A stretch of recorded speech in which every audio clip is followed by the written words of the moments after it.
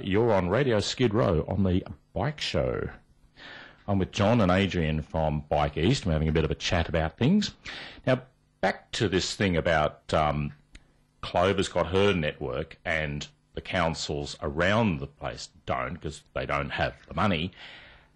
Clover's been one of the drivers to get a regional network happening. Have you got any update on that? Yes, the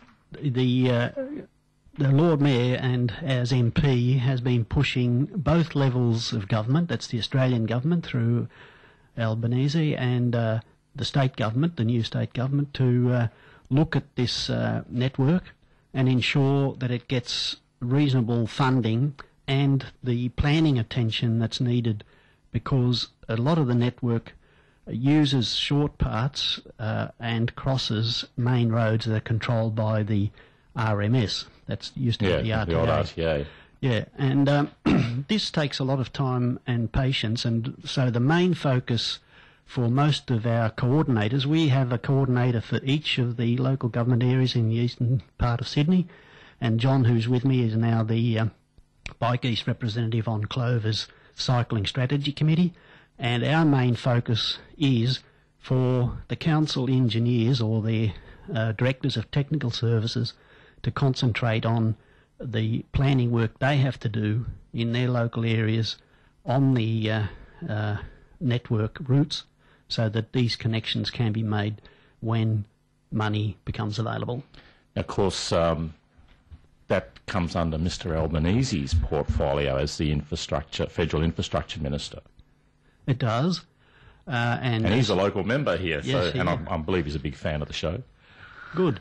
Well, we certainly call on him to ensure that the federal government gives serious consideration to this aspect of transport, and it's of course also important for recreational and the health and well-being of particularly our younger people. And don't forget the economic benefit as well. I think Clover's people commissioned a study, and they found that the economic benefit was huge. Yes, it certainly gives a much bigger rate of return than investing on some of the roads that the money is going to. Well, I think the Productivity Commission found that traffic congestion is costing us somewhere in the order of $20 billion a year in lost productivity. Not a lot you can do while you're stuck in traffic. No, that's right. But I think we should also look on the opportunities that are there right now. And John, for instance, can introduce the buddy scheme that we run. We're not getting a big throughput at the moment, and we'd like to sort of tell people a bit about that. Okay, John, tell us about the buddy program. Sure. What we do in BIKEast is we've got a contact on our website. So if people Google BIKEast, they'll have our homepage and hit the buddy program. The gist of it is that if people are thinking about taking up cycling or maybe commuting to work or going to uni or going to the local shopping centre or whatever, what we'll do is we'll find a convenient time to meet up with those people in the east and show them the best cycling route to do that. And there's other spin-offs too, so if you want to join people through the week, we have about 4 set rides a week. Okay. And, if you cycle around Centennial Park a few times, you're just about fit enough to do some of our rides. So that's another way of, getting involved with cycling, coming back to cycling and enjoying your life. It's an interesting thing, this. I mean, I've pretty well always been a cyclist, except for maybe, for a few years when I first got a car. And then, I think when I moved to Sydney, I found you just couldn't move in a car. So, I mean, one of the things that, for me, the congestion and the traffic increase, I mean, I've always been in it, so it's hardly been noticeable.